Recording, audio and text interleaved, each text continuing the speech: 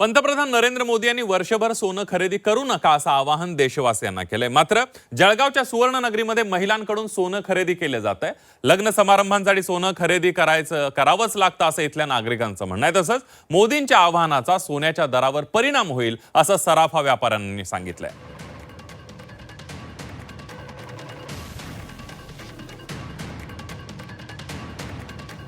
आता हे आव्हान जे झालेलं आहे ते इंडियन रुपीला स्ट्रॉंग करण्यासाठी झालेलं आहे। ज्या हिशोबाने सोनं आणि ऑइल हे बाहेरून इम्पोर्ट होतं, तर ऑइलच्या मुकाबल्यामध्ये हे ऑइल हे डेलीची गरज आहे। खूप मोठा परिणाम हा ज्वेलरी इंडस्ट्रीवरती पडेल। जर लोकांनी या आव्हानाचं पालन केलं तर हळूहळू सोन्याचं जे मार्केट आहे हे कमी होऊन जाईल, की ज्या हिशोबाने आज करोडोची उलाढाल होते सोन्यामध्ये रोजच्या बेसिसवरती, ही जर कमी झाली तर पूर्ण इंडस्ट्रीवरती याचा इफेक्ट पडेल।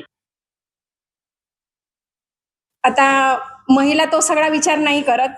ते म्हणाले की नको घ्या तुम्ही, बट आता ते दुसरं काय घेणार, महिला दुसरं काय घेणार सोन्याशिवाय, की असं नकली घालून फिरलं तर एवढं काही योग्य वाटत पण नाही।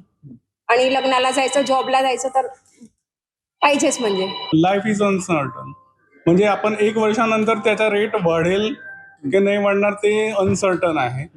म्हणजे आता सध्या गरज असली तर आपण आव्हान केलं आहे प्रधानमंत्रीनं, पण आपल्याला गरज आहे तर मग घ्यावंच लागतं।